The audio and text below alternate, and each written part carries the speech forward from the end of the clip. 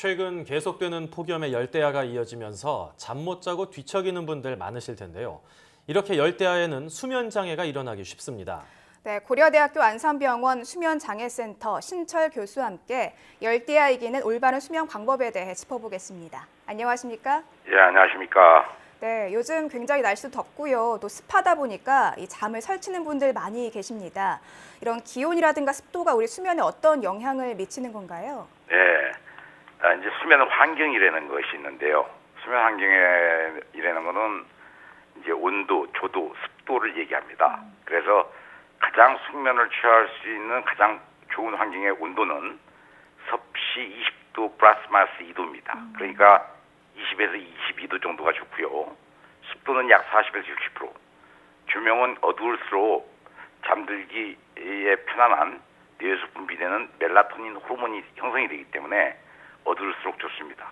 네, 밤에도 계속 더운 열대야에 잠이 잘 오지 않는 이유는 구체적으로 이 수면 환경에 문제가 있기 때문이라고 볼 수 있습니까? 예, 맞습니다. 열대야라는 것은 이제 우리가 여름밤의 온도가 25도 이상 올라가는 것을 얘기하죠. 그리고 이제 우리가 또 슈퍼 열대야라는 게 있어요. 슈퍼 열대야는 밤의 온도가 30도 이상 올라갈 때도 있고, 이럴 때는 이제 우리가 몸에 잠들기 위해서는 우리 몸에서 온도가 체온이 0.5도에서 1도가 떨어져야지 잠이 듭니다. 그런데 이 높은 온도에서는 체온이 떨어질 수가 없죠. 그래서 이제 잠들기 힘들다고 얘기할 수 있습니다. 어떻게든 좀 잠을 자야겠다라는 생각에 여러 가지 방법을 동원하시는 분들이 많은데요. 특히 격한 운동을 해서 좀 몸을 피곤하게 만들면 쉽게 잠들 수 있지 않을까 하는 분들도 계신데 이게 도움이 됩니까? 격한 운동은 주무시기 4시간 전에 마치시는 게 좋습니다. 왜냐하면은 격한 운동을 하면 일단 우리 몸에서 에너지가 발산이 되죠.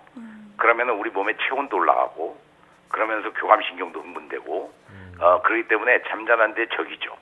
오히려 잠잘 때는 부교감 신경이 더 흥분이 돼야 되는데 부교감 신경이라는 거는 차분하게 몸을 갖다가 그 낮에 있었던 스트레스들을 갖다가 없애주는 그런 역할을 하는 신경이라고 보시면 되는데 이 부교감 신경을 흥분시키기 위해서는 적어도 밤에 카페인이라든가 교감 신경을 흥분시키는 어떤 그 음식물들이라든가 격한 운동이라든가 이런 건 좀 피해 주시고 가능한 한 가벼운 스트레칭이나 미지근한 물로 샤워를 해서 잠을 드실 때 체온을 0.5도에서 1도 떨어뜨리는 것이 가장 좋은 조건이라고 볼 수 있겠습니다.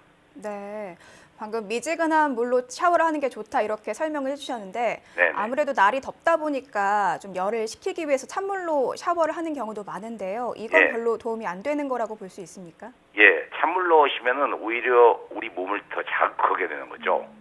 자극을 한다는 건 아까 말씀드렸듯이 교감신경을 흥분시키는 작용이 있기 때문에 시간이 좀 오래 걸리죠, 주무시는데. 그렇지만 미지근한 물로 했을 때는 우리 체온과 비슷한 물로 했기 때문에 이 물이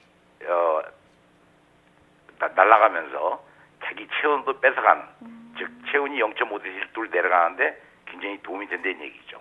네.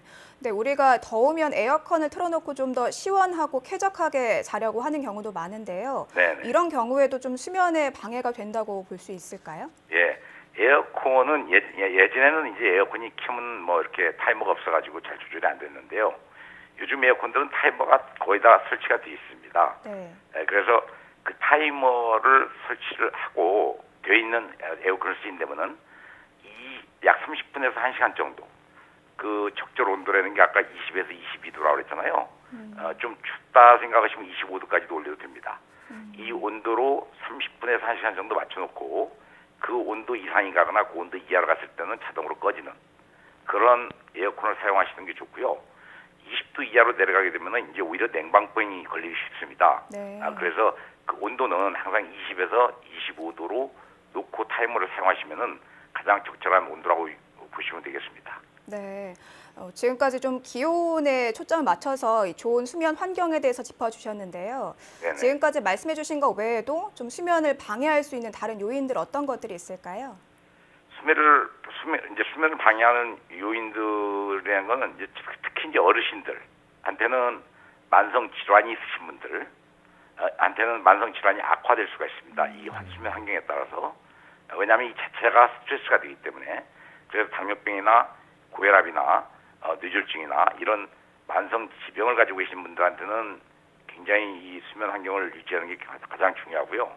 또 한 가지는 이제 밤에 요즘 스마트폰이라든가 뭐 아이패드라든가 이제 이런 걸 많이 이용하시면서 불빛이 굉장히 강한 불빛을 내는 그런 어떤 그 컴퓨터 같은 걸 쓰시게 되면은 잠을 자기 위해서 나와야지 되는 멜라토닌 호르몬이 눈을 통해서 그게 까매져야지 나오는데 그게 밝다 보면은 그거를 방해하게 돼요.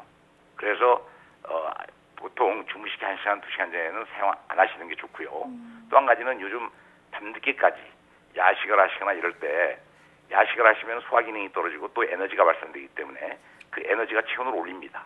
그래서 오히려 숙면을 방해하기 때문에 그런 것들을 좀 주의하시는 게 좋을 것 같습니다. 네, 이렇게 여러 가지 요인으로 잠을 잘 못 자게 되면은 여러 가지 문제가 생길 수 있을 것 같거든요. 네네. 다양하게 좀 짚어주실 수 있을까요? 잠을 못 자게 되면은 이제 우리가 일시적으로 잠 못 자는 거는 뭐 그건 해결될 수가 있어요. 근데 만성적으로 약 한 달 이제 이게 일시적인 게 습관이 되다 보면 만성이 되는 거죠. 그래서 잠들기도 힘들어지고 잠들다가도 자주 깨고 그리고 이유 없이 아침 일찍 일어나고 이제 이런 현상들이 한 달 이상 지속되면 우리가 이제 만성 불면증이라고 얘기합니다. 이렇게 되면은 치료가 굉장히 힘들어지고 그렇기 때문에 일시적인 현상으로 일어났을 때 일주일 이상 이런 잠을 자기도 힘들고 유지하기도 힘들고 일찍 일어나면은 전문의와 상담해서 곧바로 치료하는 게 낫고요. 만성적으로 갔을 때는 치료가 굉장히 힘들어지니까 전문의와 상담을 하셔서 인지능력 치료라든가 아니면 약물 치료라든가 여러 가지 치료 방법을 동원하는 게 좋을 것 같습니다. 네, 이 잠을 못 자는 문제가 조금 장기화되면 심각한 건강 문제로도 번질 수 있으니까 미리미리 예방하는 게 중요할 것 같은데요. 네네. 이런 수면 장애를 어떻게 하면 좀 해결할 수 있을지도 한번 설명해 주시죠. 예. 수면 장애라는 게 이제 거의 한 100여 가지가 되는데요. 이제 그 수면 장애 100여 가지 중에 가장 많은 게 사실 불면증이에요. 불면증이 약 전체 인구의 한 30-40% 정도 되고요. 이제 연령에 따라서 물론 틀리지만은 연령이 50대가 넘어가면 수면 무호흡이라든가 코골이가 약 50%가 돼요. 그래서 이런 것들이 하나만 오면 괜찮은데 서로 믹스가 되어가지고 불면증도 있고 코골이도 있고 무호흡도 있고 이제 이런 여러 가지 하지불안 증후군도 있고 이런 증후군들이 같이 믹스가 돼서 나타난 연령대가 50대 이후입니다. 그래서 이런 분들한테 특히 이제 열대야는 적이 되죠. 잠을 못 주무시니까. 그래서 제일 좋은 거는 조기 진단과 조기 치료가 중요하고요. 될 수 있으면 빨리 전문의와 상담을 하셔서 치료받는 게 가장 중요하다. 이렇게 볼 수 있겠습니다. 네, 앞서 말씀해 주셨던 여름철에 이제 올바른 수면 습관을 만들기 위한 그런 생활 방식들, 앞서 설명해 주신 것 말고 또 다른 것들이 있으면 간단하게 소개를 해 주시죠. 예, 가장 중요한 거는 규칙적인 수면 습관입니다. 정시에 자서 정시에 일어나는. 그러니까 자는 시간과 깨는 시간이 항상 일정한 게 가장 중요하고요. 그 다음에 잠자기 전에 한 4시간 전에는 카페인이 드는 음식을 피하시고 또 격한 운동도 피하시고 이게 굉장히 좋고요.